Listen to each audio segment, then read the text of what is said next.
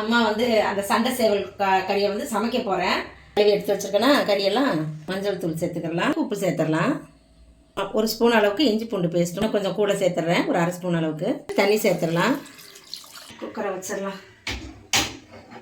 10 whistle விட்டுறலாம். இப்போ இந்த குழம்பு வந்து மசாலா அரைச்சி போட்டால் சூப்பராக இருக்கும். 2 இன்ச் அளவுக்கு இஞ்சி எடுத்துருக்கேன். 15 சின்ன வெங்காயம், 10 பல் பூண்டு, சீரகம், சோம்பு ஒரு 1/2 ஸ்பூன் போட்டுக்கலாம். மிளகு ஒரு 1.5 ஸ்பூன் போடுறேன். கசகசா 1 ஸ்பூன் போட்டுடுறேன். தக்காளி இதோட சேர்த்து அரைச்சிடலாம்.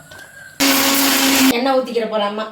கறி வந்து வெந்து எடுத்தாச்சு. நாங்கள் வந்து ஒரு 2-3 பீஸ் அப்படியே எடுத்து சாப்பிட்டோம். வெந்திருக்கானே முடிச்சிருவாங்க வேலையை. அதுக்கெல்லாம் சேர்த்து தான் வேக வைக்கணும் கறியை. பிரிஞ்சி இலை, கல்பாசி, பட்டை எல்லாம் போட்டாச்சு. அது பேர் தெரில. குச்சி வராது, டக்குன்னு வாயில் வராது. 2 வெங்காயம் நறுக்கி வச்சுருக்கேன். அது முதல்ல போட்டுடலாம். அரைச்ச மசாலாவை இப்போ சேர்த்துடலாம். எல்லாம் சேர்ந்து நல்லா வதக்கி எடுத்துக்கலாம். 2 தக்காளி மீடியமாக நறுக்கி வச்சுருக்கேன். அதுவும் சேர்த்து வதக்கிடலாம். குழம்புக்கு தேவையான அளவுக்கு உப்பும் சேர்த்துடலாம். மஞ்சத்தூள் கொஞ்சமாக போட்டுக்கலாம், ஒரு 1/4 டீஸ்பூனு. குழம்பு மிளகாத்தூள் எங்களுக்கு கொஞ்சமாகவே போதும். ஏற்கனவே மிளகுலாம் போட்டு அரைச்சிருக்கோம்ல, இந்த ஸ்பூனில் வந்து ஒரு 3-4 போட்டுக்கிறேன், சின்னதாக இருக்குது. கரம் மசாலா 1 ஸ்பூன், காஷ்மீரி மிளகாத்தூள் 1 ஸ்பூன். மசாலா நல்லா எண்ணெய் பிரிஞ்சு வந்துருச்சு. நம்ம இப்போ இதை கறியை வேக வச்சதை சேர்த்துடலாம். 2 உருளைக்கிழங்கு கட் பண்ணி வச்சுருக்கேன். சூப்பராக இருக்கும். உருளைக்கிழங்கு சேர்த்து சாப்பிட்டோம்னா சூப்பராக ரெடி ஆகிடுச்சு. செம்ம.